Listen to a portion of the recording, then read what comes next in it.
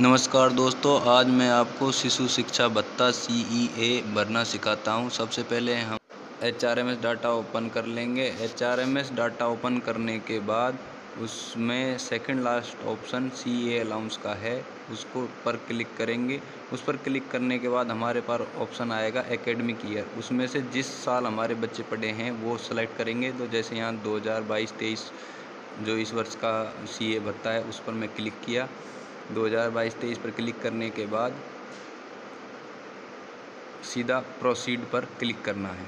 Proceed पर click करने के बाद हमें अगला पेज खुलेगा।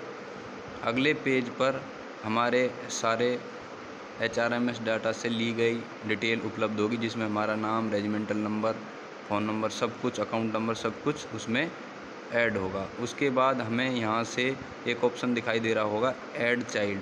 ऐड चाइल्ड पर क्लिक करना है। ऐड चाइल्ड पर क्लिक करने के बाद जितने हमारे बच्चे हमने HRMS डाटा पर अपडेट करा रखे हैं उनके नाम दिखाई देंगे। तो सेलेक्ट चाइल्ड में जाकर जिस बच्चे का CA भरना उसे सेलेक्ट करना है, उसका नाम, डेट ऑफ बर्थ और बाकी एकेडमिक ईयर सारी डिटेलें दिखाई देंगी। उसके बाद हमें एक एक करके सारे ऑप्शन को भरना है। तो सबसे पहला ऑप्शन एजुकेशन क्लास से जाएगा। उसमें हमें जिस क्लास में हमारा बच्चा पढ़ के पास हो चुका है वो सेलेक्ट करनी है। तो वो हमने सेलेक्ट कर लिया। तो जैसे ये हमारा बच्चा UKG में है तो UKG सेलेक्ट कर लिया। स्कूल एडमिशन नंबर, ये स्कूल एडमिशन नंबर स्कूल से प्राप्त सर्टिफिकेट के ऊपर लिखा होता है। तो वहाँ से वो नंबर लेके हमें अपने इस कॉलम में भर देना है। तो मैं आपको भर के दिखाता हूँ। स्कूल एडमिशन नंबर,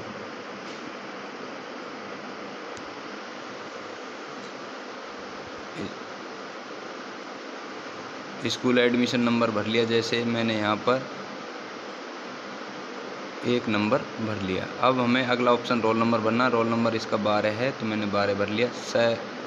सेक्शन किस सेक्शन में है, A में, B में, C में, तो वो हमें सेलेक्ट कर लेना है। तो इस बच्चे का मैंने A भर लिया है। आप अगर कोई सेक्शन नहीं है तो उसको कुछ भी नहीं भरोगे तो भी कोई दिक्कत नहीं है।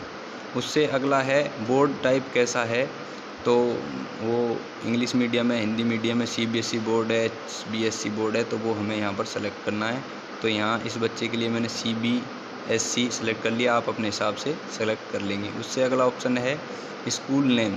तो जिस स्कूल में हमारा बच्चा पढ़ रहा है उस स्कूल का पूरा नाम हमें इस ऑप्शन में लिख देना है। तो ये हम अपने सर्टिफिकेट से देख के सही स्पेलिंग इसमें भर देंगे। जो नाम है तो वो हम यहाँ भर देंगे। जैसे इसका एवलॉन इंटरनेशनल स्कूल है तो वो मैंने यहाँ पर टाइप कर दिया है। उससे अगला ऑप्शन है school registration number. School registration number एक स्कूल का रजिस्ट्रेशन नंबर होता है जो राज्य सरकार द्वारा दिया होता है। वो भी मार्कशीट पर या प्रमाण पत्र पर लिखा हुआ होता है। अगर आपको नहीं पता है तो स्कूल से पता कर लें, स्कूल के पास ये नंबर होता है। तो ये नंबर हमने डाल दिया। तो स्कूल रजिस्ट्रेशन नंबर हमने यहाँ पर उनसे पूछ के या सर्टिफिकेट में देख के डाल दिया। तो इसका है 2015/498। तो स्कूल एड्रेस, उससे अगला ऑप्शन है स्कूल एड्रेस में हमें स्कूल जहाँ पर स्थित है, जहाँ पर हमारा बच्चा पढ़ रहा है, तो उसका पूरा एड्रेस डालना है। तो ये जैसे रामगढ़ अलवर राजस्थान में है तो मैंने इसका पूरा एड्रेस डाल दिया, रामगढ़ अलवर राजस्थान। ये स्कूल का पूरा एड्रेस इसमें लिख दिया है। आपके स्कूल का जो एड्रेस होगा वो आप अपने हिसाब से डाल लेंगे।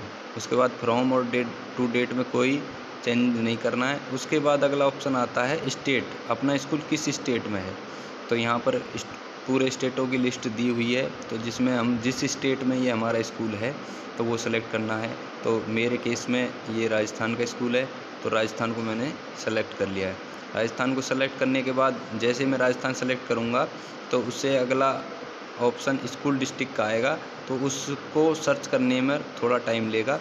तो ये ऑटो जनरेट होता है तो ये इंटरनेट की स्पीड पर भी निर्भर रहता है। तो इसलिए ये स्टेट में जितने डिस्ट्रिक्ट हैं उनको सर्च कर रहा है। तो जैसे ये यहाँ से सर्चिंग पूरी हो जाएगी तो ये यहाँ पर दिखाई दे जाएगा।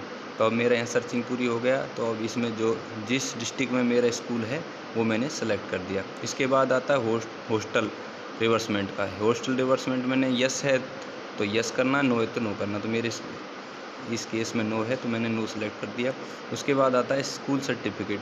तो जो हमारा एक स्कूल से सर्टिफिकेट है उसका हमें फ़ोटो खींच लेना है, और फ़ोटो का ध्यान रखना है कि फ़ोटो का साइज़ 250 KB से ज़्यादा ना हो।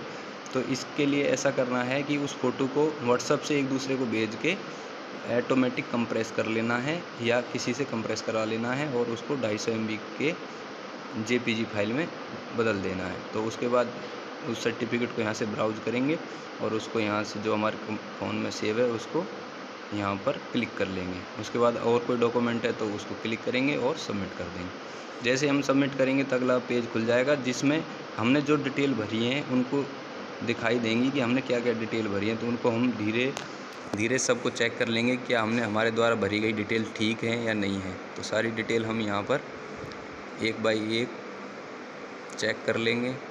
तो इसमें सारी डिटेल दिखा दी। तो आप अपने हिसाब से अब इसमें हमें जिस ब्रांच में हम कार्य करते हैं उस ब्रांच को सेलेक्ट करना है। तो इसमें बहुत सारी ब्रांच दी हुई हैं। तो जिस भी ब्रांच में आप कार्यरत हैं, कंपनी में कार्यरत हैं, वो कंपनी यहाँ से सेलेक्ट कर लेंगे। जैसे आप जो कंपनी सेलेक्ट करेंगे वो वहाँ पर क्लिक हो जाएगी। तो मेरे केस में IT सेल है तो मैं यहाँ से IT सेल सेलेक्ट कर लेता हूँ।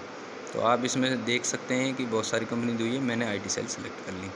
उसके बाद अगला ऑप्शन है कि आपका जीवन साथी कोई सरकारी नौकरी में तो नहीं है, तो उसको हम नो कर देंगे। अगर ये है तो यस कर देंगे। उसके बाद प्रोसीड का बटन दबा देंगे। इसको दबाने के बाद फिर सारी डिटेलें दोबारा से शुरू से लेके लास्ट तक दिखाई देंगी, और लास्ट में एक नया ऑप्शन जुड़ेगा सर्टिफिकेट डाउनलोड का। जो हमने अब तक फॉर्म भरा है उसका हमें एक साइन कॉपी इसमें डालनी पड़ेगी।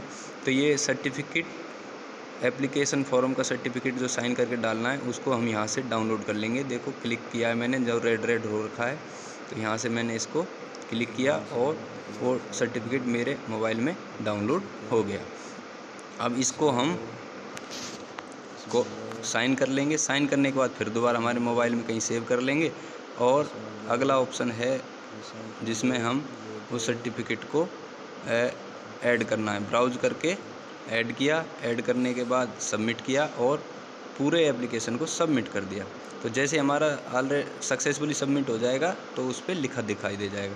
सक्सेसफुली सबमिट होने के बाद यहाँ पर हमें दिखाई भी देगा कि हमारा फॉर्म सबमिट हो गया, जो हमारा हरे कलर से दिखाई दे रहा है। और फॉर्म में हमने क्या लिखा वो भी पूरी डिटेल यहाँ पर दिखाई देगी, और फॉर्म हमारा इस टाइम कहाँ पर है वो भी सब कुछ दिखाई देगा। इसलिए सारी डिटेल